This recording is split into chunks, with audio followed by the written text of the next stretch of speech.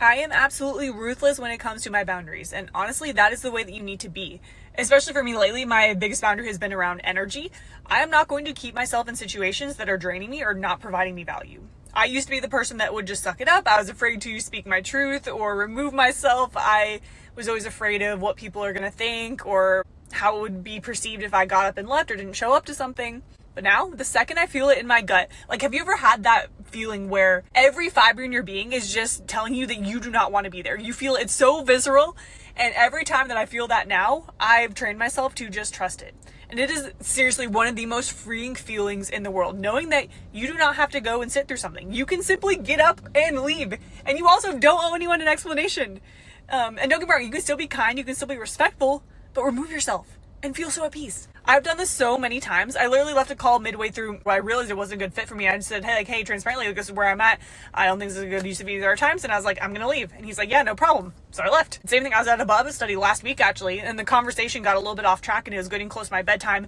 And I felt like I'd already gotten what I needed out of the experience. And so I got up and left. And I did this same thing at another group recently where I showed up to meet a group for a walk. I was already like hesitant if I wanted to go. It didn't really feel like something I wanted to do.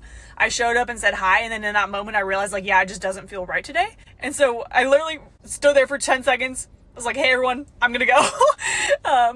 And that one was a little challenging for me because I do still care what people think. I want people to perceive me well. And the next time I saw one of the ladies from the group, I apologized and I was like, hey, I hope things didn't come across the wrong way. And she actually looked at me and said it inspired her. She told me that there's so many situations where she wants to leave but doesn't have the courage to.